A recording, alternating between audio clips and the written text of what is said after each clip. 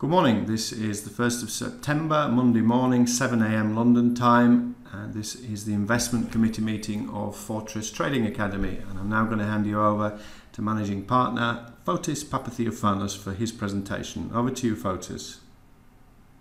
Yes, thank you, Mark. Welcome everyone to this week's edition. Let me tell you before we begin why we are doing this, what is the purpose of the Investment Committee. It is not only to reveal opportunities to you. The main goal is to show you how we work, what is the process, so you can apply this analysis to your own research as well. So the first thing that we are going to do is scan the news during the weekend to see what is the sentiment in the market, which were the most important developments during the previous weeks. This will help us to understand what we should be looking for the future, where is more likely to have a very good opportunity. So let us begin and show you how we are doing this and also what really matters for the market this week. So you see, this week in our image here we have Mr. Mario Draghi, the head of the ECB, the European Central Bank, and the QE, the quantitative easing program. There is much speculation that this week we are going to have at least some indication from Mario Draghi that he is going to introduce some form of QE later in the year. The European economy is not doing well, and there are many articles and opinions in the press that Mario Draghi must do something. So this is one of the most important global macro themes for the rest of the week and also for the months ahead, because this is going to dictate to a very large extent what will happen to Eurozone. And it will affect many different assets from bonds, equity markets, and of course the currencies. So let us begin. What was on the news in the weekend? What were the most important themes? Check out the titles. Global stocks rallied with treasuries and European yields tumbled in August. As investors bet central banks will continue to underpin global economies. What does this mean? It means that investors are expecting that the QE in many different countries will continue for a longer period of time. They are expecting this is going to happen in the United States, and they are expecting that Mario Draghi will introduce this to Europe. This is why the yields are moving down. We have very low yields. So when you see this very low yields, this is an expectation that some form of QE will be introduced. This is an indication for those of you that have reached the risk-on, risk-off module that the central banks will continue to be dovish. What does this mean? This means that the central banks are concerned about growth. So those of you who have reached this module will understand these signs. You will know what does this mean, to be dovish, to be concerned about growth. It means that the central banks will continue to be more accommodative. Now let me ask you a few questions. What does this mean for certain assets? What does this mean for the bonds, for the yields, for the currencies? So you see, because we have explained the concept of risk on, risk off, and we have explained what does it mean to be dovish and hawkish, you understand straight away what will be the effect. This is why euro is moving down, because European yields tumbled. We have expectations of the QE, of more dovishness. There is another important global macro theme, escalating violence in Ukraine. The situation is very difficult. It is tougher than we originally thought, and this can be very important for the future. So what are we going to have this week? Which scenario will dominate? Are we going to have a situation where everyone is looking at the actions of the central banks? And is this scenario going to prevail in the market? I mean, in which scenario are investors going to pay more attention to what the central banks will do or what happens in Ukraine? So, which will prevail, central bank actions or geopolitical risk? For last week, it seemed that investors were paying more attention to the central bank front. And we can see this from the equities. Look, the MSCI All Country World Index, this is an equity index that measures equities performance all around the world, moved up 2% for the month. Standard & Poor's was up 3.8%. Again, those of you that have reached a certain stage at the course, what does it mean when equities are running, when equities are moving up? Remember, risk on. 10-year Treasury yields dropped 21 basis points down. the most since January, while rates on similar maturity bonds from Italy to Spain and Germany touched record lows. Why is this? Remember, dovishness. We expect a QE, low yields. So what does this mean? It means that investors will try to find out investments that offer higher yields. Keep this in mind. Emerging markets. What happened with emerging markets? We have said that in a risk-on environment, emerging markets are doing well. Longest streak of monthly gains since 2005. What about volatility? Volatility is down. It dropped 29%, biggest drop in more than 2 years. We have also indications that also from market professionals that the US economy is doing very well and results are very good. So again, we have all the ingredients of a risk-on environment. Now let's move on. Central banks. Again, they say the same thing that we have been discussing so far. Minutes from the central bank's July meeting indicated the Fed is committed to supporting the recovery. What does this mean, supporting the recovery? It means to be more accommodative. Even as some policymakers signal their willingness to raise key rates sooner than anticipated. So they say we are going to support the economy, we are going to be accommodative, but we are also discussing of raising interest rates in the future.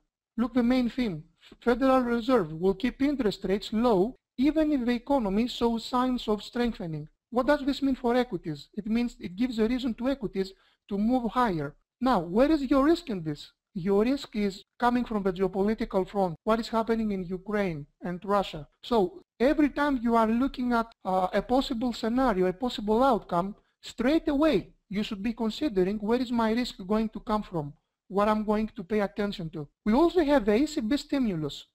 And again, they explain here in the news that the European economy is doing very bad. We had comments from Draghi and other officials from Jackson Hole in Wyoming the previous week that all the available instruments needed to ensure price stability are there. They are ready to adjust the policy stance further. So they are saying, yeah, they are indicating that they are going to do whatever is necessary. So the market is expecting now that Mario Draghi will introduce some form of QE. Now this week we have the ECB meeting. I don't expect personally that he's going to announce something drastic this week, but it will be enough if he gives some information, just some very basic information, that what is his intentions about the futures. Remember, sometimes the sentiment and an indication of what it is about to happen is more important than the actual decision or the actual number. So what the market wants right now is from Mario Draghi to indicate what is he going to do. So they will know what is going to happen in the future. The worst thing than a bear market, remember this, the worst thing than a bear market is uncertainty. The markets hate this, investors hate this. They want to know what will happen in the future. Because what happens in the market already, you can see in the price what it is about to happen. So we have discussed about the ECB stimulus and the expectation. Now let's look at some geopolitical risks. We said it is coming from the Ukraine and Russia front. We have the war standoff between Russia and Ukraine and NATO since Cold War in 2 decades. This is very bad. But it seems that volatility is very low. So for now, investors do not consider this as a very serious event. But it could escalate to something very serious. So definitely, please pay attention to this. This is why here we have some professionals saying that bearing a major escalation, it doesn't look like the market is too bothered by it. Because we see this from the VIX. The VIX dropped 29%. And remember, the VIX is the fear index. We are paying attention to the VIX, so we can have an indication of what it is going to happen in the future. So for now, the VIX is at very low levels, 11.98, very low. But I have highlighted here another piece of information, but it is extremely important for me, and it is an indication of a possible top. I'm not absolutely certain yet, but this is a red flag. The stock market has been experiencing the slowest trading in at least 6 years. Volume has been below 5 billion shares in each of the past 9 sessions, the longest stretch in data compiled by Bloomberg going back to 2008. What does this mean? Why am I saying that this is important? Because while the market is making new highs, The participation is very low. The volume is very low. So who is buying? Are professionals doing business at these levels? Probably not, because otherwise the volumes would be higher. So when you see new highs but very low volumes, very low participation, this is a very important red flag. So pay attention to this, and I will explain this a little bit further when we look at the Dow Jones in a few minutes. Again, what I have done here, I'm not going to discuss the fundamentals any further. I just want to show you the titles of the most important news during the weekend so you can get a feeling about the sentiment. From what I have shown you so far, what do you understand? But the Eurozone sentiment is very low. We have expectations about QE. The market is anticipating that the QE will continue for a little bit longer as in the United States as well. And they are very worried about deflation risks in Eurozone. Look at this. Eurozone inflation hits 5-year low. ECB action-eyed. Remember what we have discussed in the course, that you must pay always attention to interest rates and inflation. So look right here, this is from CNBC. What is the main title of the article? Inflation, and that it hits 5-year low. We have said that low inflation is good, but not below certain levels. What happens when we have very low levels of inflation? It means that we have deflation. It means that we have no growth. So it is expected that the Eurozone should do something. Again, look at the titles. Yields turn negative. For the first time in history, we have negative yields in the Bund. That is the 10-year German bond. They say again the same. Also, this is from CNBC. Mario Draghi, further stimulus. Again, the same scenarios. Business activity slips, missing forecasts. European bank officials weigh QE, shock and awe. Growing number of economists expect the central bank to announce further easing on Thursday. So by doing this, you understand the sentiment. And because you are doing this, you will know which currencies to trade. So which currencies are you going to trade? So straight away, you say, okay, the euro. But what about the euro? To go up or down? So this is why we are doing this. This is why we are looking at the sentiment and the news. German inflation steady as ECB action-eyed. Now we have some important comments here. I don't think it puts them under huge pressure to announce something stunning immediately. I totally agree with this.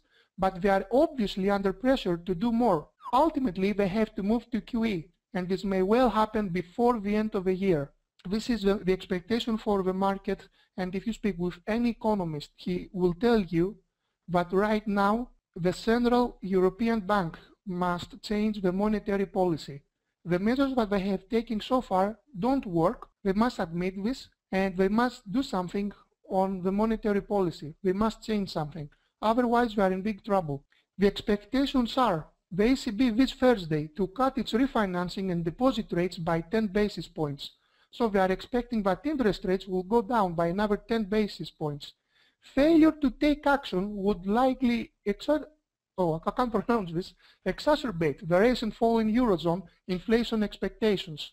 Again, basically, we are discussing the same things. I'm not going to discuss it any further. You can see it in the news. This is important. Now, we have discussed what happened last week and what are the expectations. Now, potential sources of risk. Europe closes flat after UK terror risk raised. In the UK, the odds of a terrorist attack were raised to severe from substantial.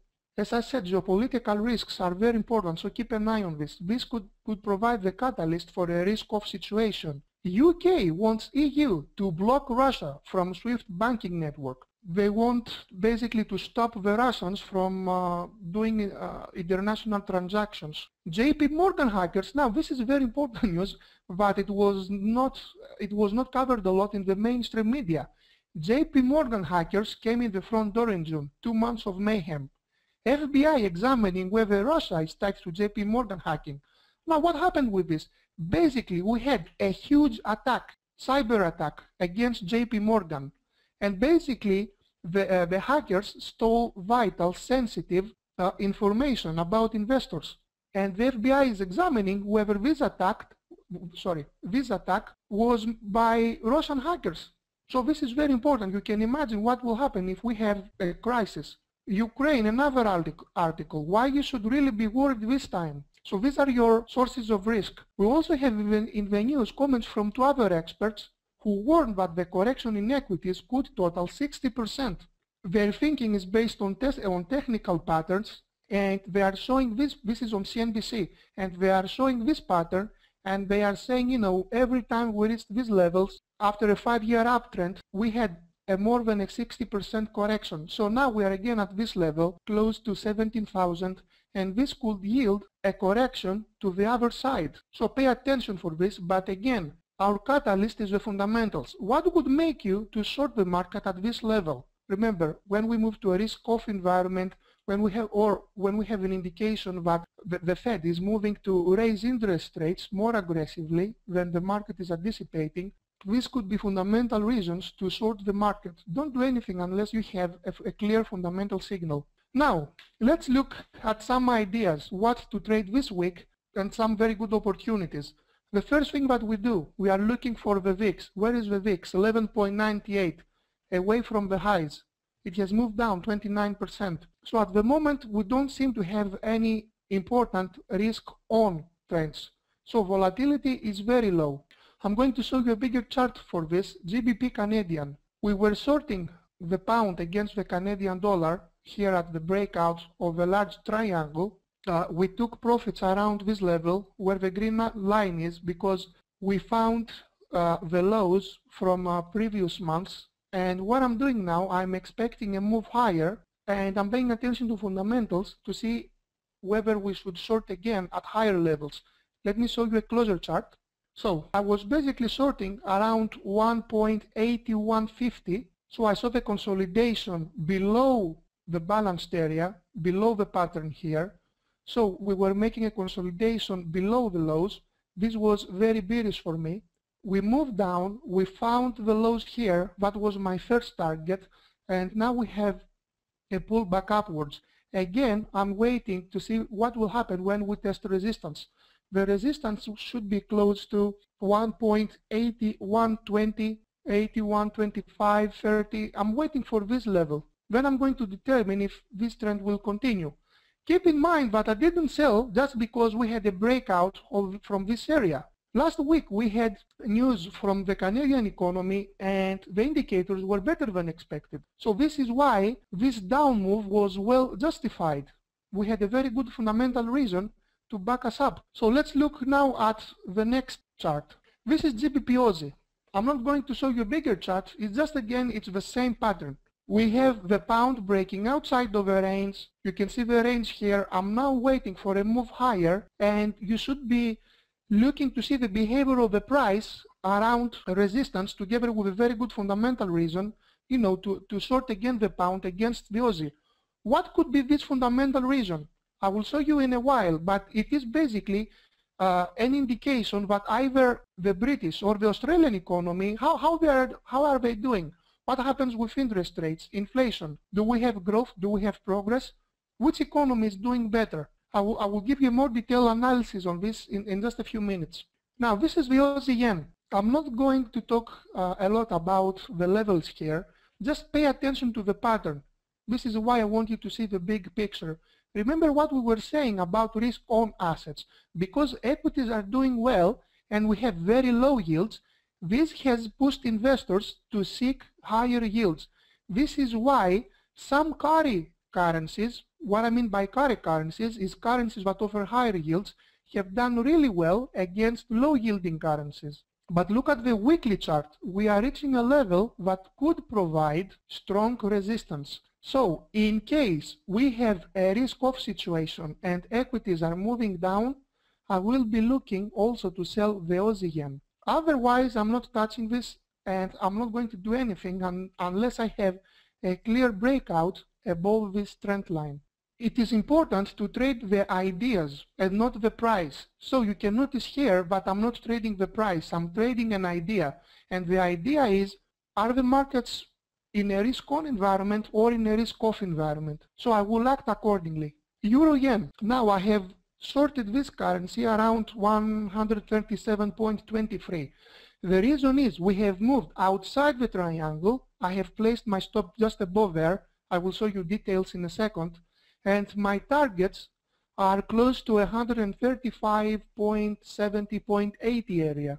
So because this week we are anticipating that the yields will move even lower in the euro, we might have some indications of the QE. This is the scenario I'm playing out.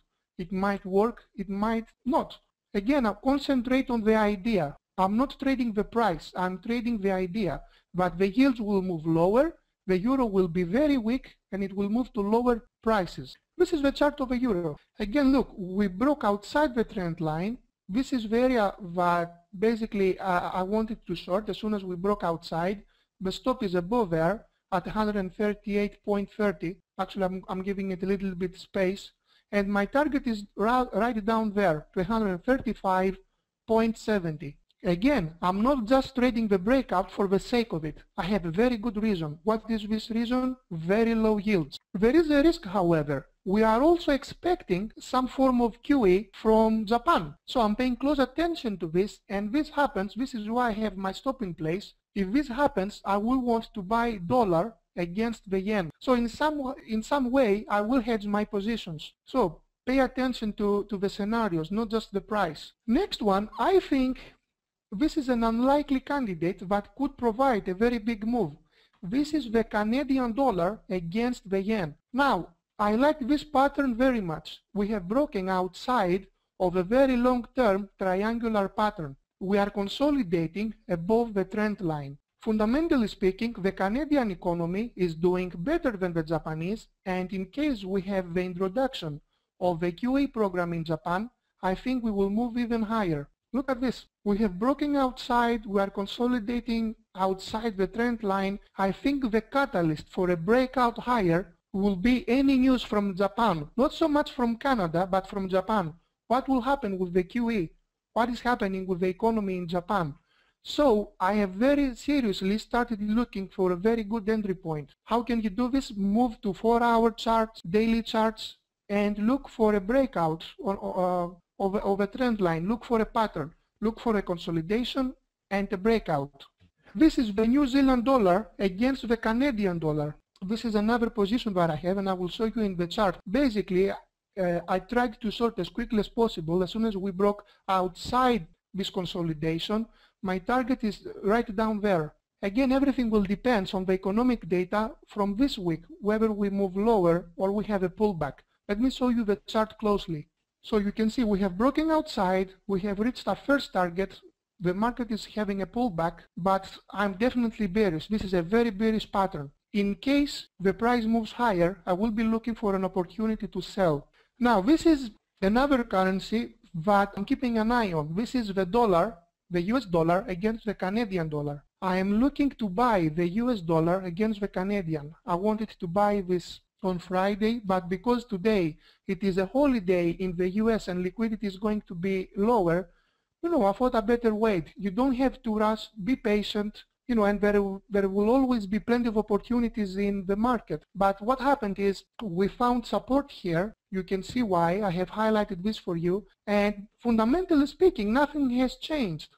So I'm expecting the US dollar to move higher, to test at least the levels here. And I will show you in a minute which level are those. So look what happened. We are here. Look at this big candle. Let me magnify this. This is important.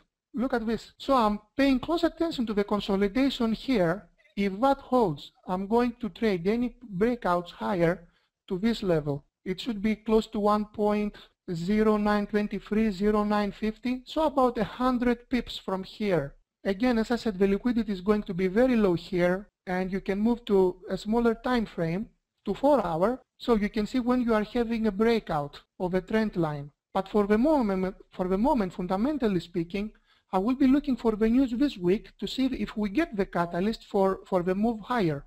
Again, now, this is one of my favorite charts. This is the Dow Jones. Right here, where you see the red candle, I was expecting a reversal down there. My scenario didn't happen and it moved higher. So, I'm waiting. It moved up. What am I expecting now? So you can see right here that the prices are consolidating. We have made new highs, but as I showed you before, the volumes are very, very small. We have the lowest volumes for a very long time. So that means that not many people are participating at these new highs. Look at the RSI. It is broken outside the trend line, and even if we move to new highs in the price, in the RSI we don't have new highs. Also, the Williams percent index is at an oversold territory. Look what happened at previous times when we were at these levels. So, are we going to have a correction? This is something that I'm paying very close attention, and I think I might be willing to take a small short position if we break below this box. Let me show you exactly the level. I'm going to turn this to white. Okay, here we are. So this level is, sorry, I'm doing this so I can see the level, is 16,975, 16,980. This is a level that I'm looking for. So in case we move below this, so basically it is below this low right here, I'm going to take a very small short position with a stop below the high. I'm not going to risk probably more than 0.5, 0.75% of my capital, because the market has punished those that were looking for a top for the last year. So I'm going to take a very small stop position, but I will be looking for the catalyst. What is the catalyst? The catalyst could be some indication that interest rates are going to rise, but the Fed is looking more aggressive towards rising interest rates. Any global risk-off situation, what does this mean?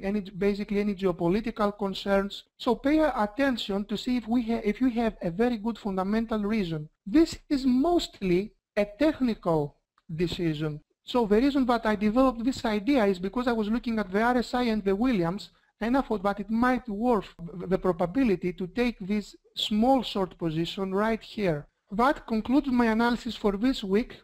We see here Mario Draghi reassuring us that there is no deflation problem in Europe. Remember this week, what are the major global macro themes? Any possibility of a QE from ECB on Thursday? Any risk-off situation, geopolitical concerns from the Russian-Ukraine front? And also, let me show you quickly the economic calendar. Now, we have on Tuesday Australian rate decision. This is important. This means that the Australian currency can move. On Tuesday, we have ISM manufacturing PMI. On Wednesday, Australian GDP. Again on Wednesday, Canadian rate decision. So by looking at the calendar, we understand which currencies are likely to move. Thursday, this is very important for me, interest rate decision in Japan. Also on Thursday, interest rate decision in UK. Thursday, interest rate decision in Eurozone. So this is a very and extremely important week. Thursday, non-farm employment change in the US. Again on Thursday, we have the trade balance. Thursday, again from the US, unemployment claims. Non-manufacturing PMI from United States. And then on Friday, we have the Canadian employment data, non-farm payrolls, which is a very big catalyst for the market. So you see we have 13 economic indicators that can cause very strong moves in the market. So highlight the hours and the dates, and please pay attention to any developments and look at the chart for any indication of the breakout that is supported by the fundamentals. That concludes my analysis, and please let me know if you have any questions. Thank you.